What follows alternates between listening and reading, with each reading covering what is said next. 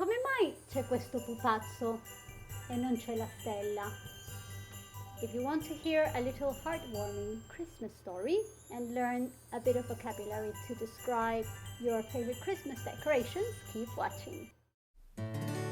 Spanglitalian! Hello, this is Claudia, your Italian teacher from Spangle Italian Learn Italian. And in this video, I'm going to tell you about some of my favorite Christmas decorations and their story, including his. So, la prima cosa, la prima decorazione è lui. Lui è lo schiaccianoci, vedi? E lui mi piace perché apparteneva a mia nonna. Mia nonna aveva una grande collezione di schiaccianoci che metteva sempre fuori, li tirava fuori per il Natale. E quando lei purtroppo è mancata, mia mamma ha deciso di dividere la sua collezione di schiaccianoci e quindi io ho scelto lui e mi piace molto e mi fa pensare a nonna. Poi la seconda decorazione è questa, e questa è una renna, che è una renna vintage, dovrebbe essere degli anni 60, l'ho comprata in un mercatino dell'antiquariato che mi piacciono molto, e l'ho comprata l'anno scorso perché sarebbe stato il mio primo Natale in Italia con mio marito. E allora volevo prendere qualcosa di speciale, di luccicante, per festeggiare questa occasione e metterlo sull'albero. Poi c'è anche quest'altra renna.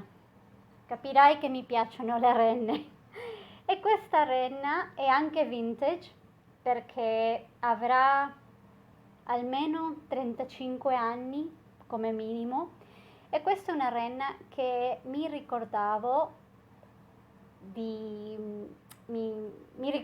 vederla sempre nell'albero a casa dei miei ogni Natale, e allora ho chiesto a mamma se potevo prenderla per metterla nel mio albero, metterla sul mio albero, e così pensare a casa, perché non è facile essere lontani dalla famiglia quando è Natale. E poi adesso ti racconto la storia di lui. Se mi guardi, ok, se mi guardi dall'Inghilterra, negli anni 80, sì, forse negli anni 80, forse ti ricorderai di lui. Lui si chiama GTG, Gordon the Gopher, e io ero assolutamente fissata con questo pupazzo quando avevo 7 anni e vivevo in Inghilterra con i miei.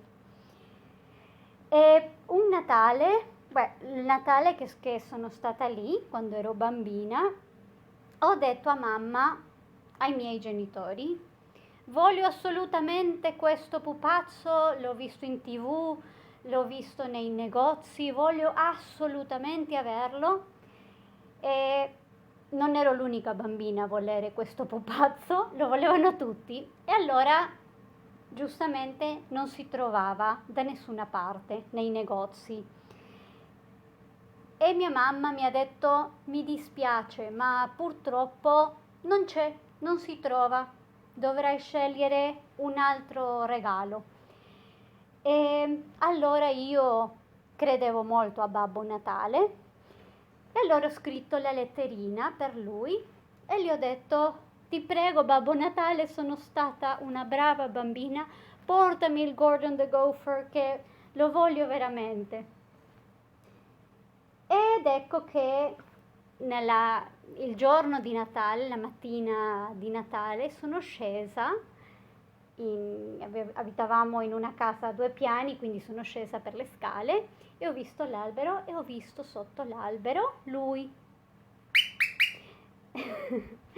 Ho svegliato i gatti. E, e per me è stato proprio un momento di magia pura e assoluta, perché io ero convinta, ho creduto ciecamente a quello che mi hanno detto i miei genitori, che non si trovava e quindi la mia ultima speranza era Babbo Natale. Babbo Natale era in grado di fare miracoli e allora è venuto e me l'ha portato. E io avevo lasciato dei biscottini per lui e un po' di carote per le renne. E allora non c'erano più biscottini, non c'erano più carote, quindi quella era la prova assoluta che lui era stato a casa. Ho giocato con il mio Gordon the Gopher fino a distruggerlo. E tu dirai, ma come mai questo qua non è distrutto? Questo sembra nuovo, tranne la maglietta. Vai avanti, 30 anni, ho conosciuto mio marito, inglese, e gli ho raccontato di questa storia, che il mio Natale più magico era stato quello in Inghilterra, quando ero bambina e avevo avuto Gordon, perché voleva dire che Babbo Natale esisteva e quindi c'era la magia. E lui mi ha fatto la proposta di matrimonio il giorno di Natale, la mattina, e mi ha fatto trovare sotto l'albero lui con l'anello di fidanzamento. E è stato un momento proprio ancora magico, ancora magico. Ha trovato questo su internet, non lo so, che trovare uno in queste condizioni mi sembra una cosa ammirevole, e quindi mi ha fatto questo meraviglioso regalo di ricrearmi questo bellissimo ricordo d'infanzia. E, e quindi per questo Gordon è la stella di Natale, perché rappresenta la magia del Natale e per me anche l'amore. Allora, raccontami tu, scrivi nei commenti un ricordo bello di un Natale, di infanzia o anche recente, e raccontami se vuoi parlami di qualche addobbo che è speciale per te. Ok? Allora, subscribe e ci vediamo alla prossima. Ciao ciao!